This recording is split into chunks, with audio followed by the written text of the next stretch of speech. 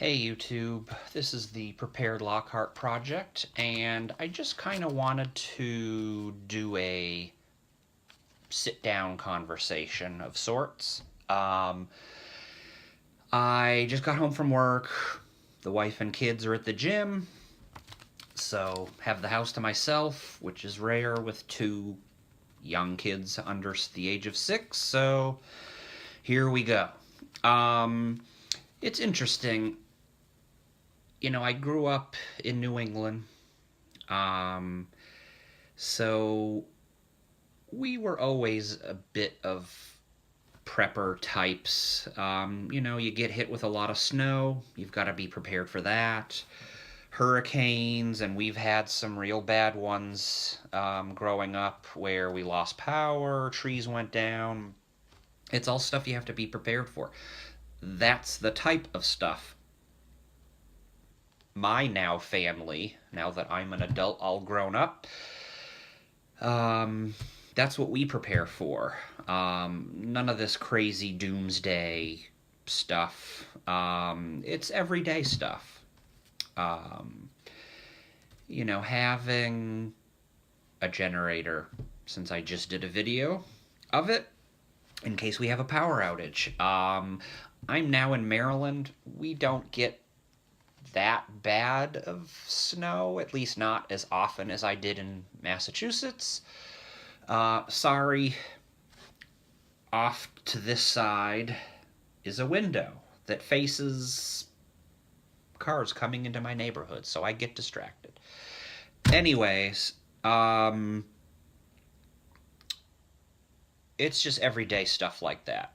Being prepared for power outages, having a generator, not being able to get out if we do have a blizzard, which we have had. We've got food and water. Stuff like that. Just everyday stuff. Right now I have enough gas to fill up one of our cars all the way. Of course, now I'm trying to get enough gas to fill both. But I've also got to think I now have a generator.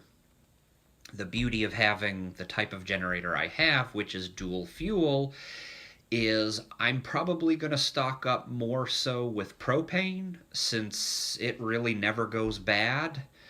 And I don't have to do anything to stabilize it or anything.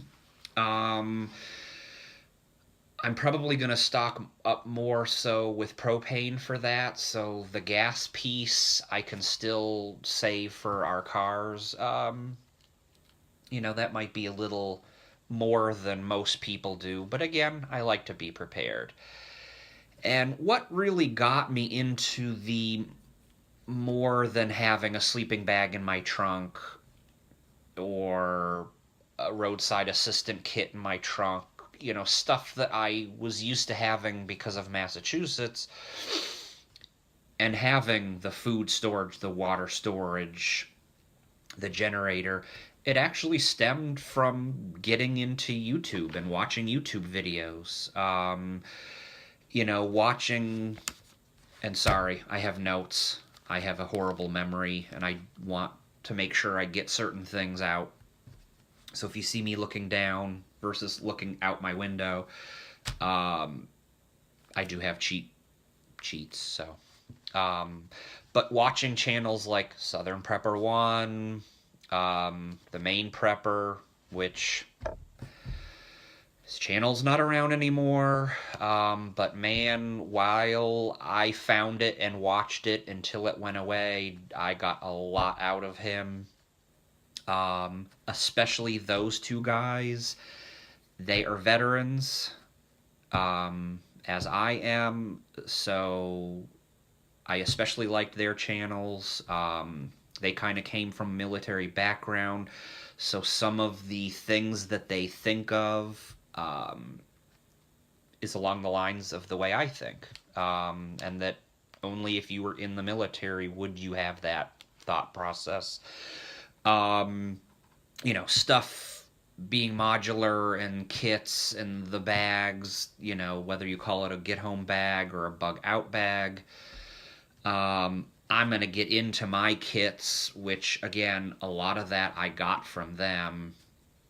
The Urban Prepper, love his modularity. I mean, his kits are uh, super thought out, almost to an OCD for way, which I also get because he's from the IT world, which I also am in the IT world, so I get how he thinks.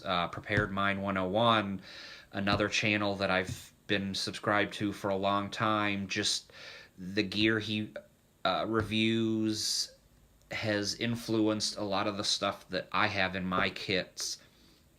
Um, Something I've been wanting to do a review of for a while is our like big medical kit for our house.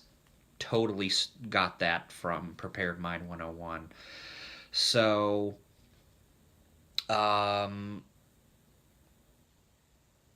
it just, that's how I got into the prepping to how I prep now. It's not just the little stuff like having a flashlight or candles or, again, a sleeping bag in case you got stuck in your car, you needed a way to keep warm.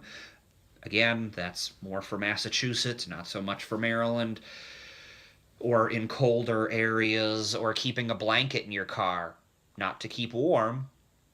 I'm sure people that get a lot of snow, like us in Massachusetts, would know what that's for. I'm waiting to hear yes, to put under your tire so you don't skid. But, anyways, that's very specific stuff. Storing food, storing water, having a generator, that's year round. You can have a hurricane in the middle of the summer. You can have a blizzard and lose power in the winter. So I think those are more involved preps, which I've kind of given you a tour of at least the start of ours. I haven't really done a thorough inventory to see like how many days of food I have. I have with water. I think now that there's four of us, and I kind of consider us all adults just so I have too much. I think we have about a week, 7 days worth of water. Um,